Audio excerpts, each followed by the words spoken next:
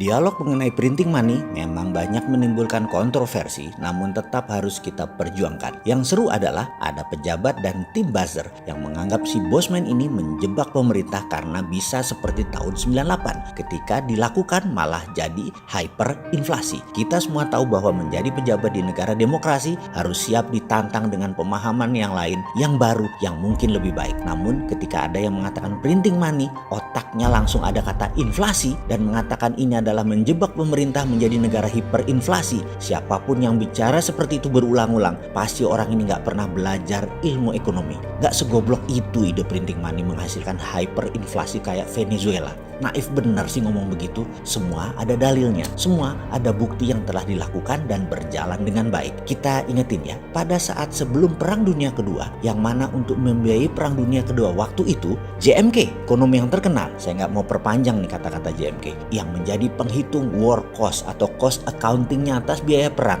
yang menjadi dasar Federal Reserve cetak uang, di mana dia sebelumnya juga mendapat pekerjaan yaitu menghitung Project Relief Amerika dari Great Depression. JMK menghitung pembangunan Amerika berbasis infrastruktur statis jalan bebas hambatan dari tahun 1933 ke 1936 dalam pemerintahan FDR, Franklin Roosevelt. Dengan formasi criss-cross Amerika, ada 11 dari timur barat, ada 13 dari utara selatan dengan ribuan anak jalanan. Juga berbarengan infrastruktur dinamis juga diberikan dana untuk membangun industri permesinan yaitu kendaraan bermotor, membangun instalasi listrik, dan segala kebutuhan rumah tangga. Dana tersebut dari mana? Cetak uang berbasis proyek yang bernama New Deal. Program ini memiliki moto 3R, Relief, Recovery, dan Reform. Fokus program ini diadakan untuk mengatasi pengangguran dan kemiskinan, kemudian pemulihan ekonomi ke level wajar, serta mengatur ulang sistem ekonomi agar depresi tidak kembali terulang. Dua peristiwa tadi, New Deal FDR untuk Amerika keluar dari depresi dan memenangkan Perang Dunia Kedua adalah strategi printing money. Oke, sekarang kita ke Amerika. Bosen-bosen deh lu bolak-balik ke Amerika. Tapi yang namanya belajar, ya nggak apa-apa juga. Tidak ada keunggulan di dunia ini. Yang ada hanya pengulangan, alias kalau mau unggul maka ulangi.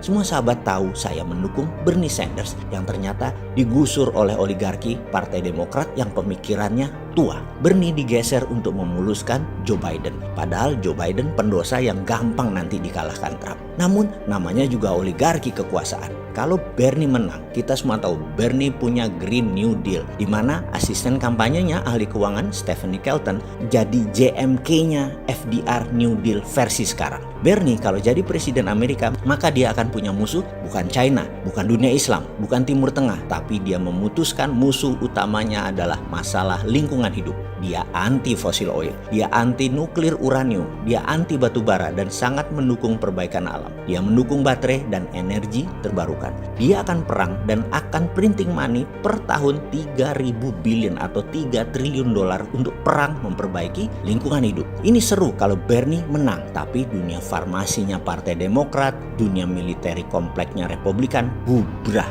Bernie hanya perang di dua front. Satu, lingkungan hidup. Dua, komunis. Komunis itu musuh abadi demokrasi dan lingkungan hidup musuh perusahaan minyak, gas, batu bara, dan nuklir uranium dan hal-hal yang mengurangi oksigen karena penebangan pohon dan lain sebagainya. Ini beda dengan Trump. Ini beda dengan agenda Partai Demokratnya Biden, Obama, dan Clinton. Singkat cerita, Bernie disingkirkan. Kini terkadang timbul kekosletan otak si Sontoloyo ini. Selain konsep MMT di dalam membangun Indonesia yang tidak bisa diterima oleh para menteri yang pro IMF juga pro obor, maka mungkin baru bisa dijalankan setelah mereka tidak menjabat. Walau saya menyayangkan ketidakberanian mereka saat ini, mengingat mereka masih 4 tahun lagi berkuasa. Jadi buang-buang waktu untuk Indonesia jadi negara terbesar di dunia. Atau mungkin mereka memang tidak mau dicatat sejarah sebagai pejuang kedaulatan Indonesia berikutnya. Mereka maunya dicatat sebagai orang yang manut dengan IMF dan obor Tiongkok. Ya nggak apa-apa juga, namanya juga pilihan hidup, silahkan dilanjut. Jadi ada baiknya kita ambil itu program Green New Deal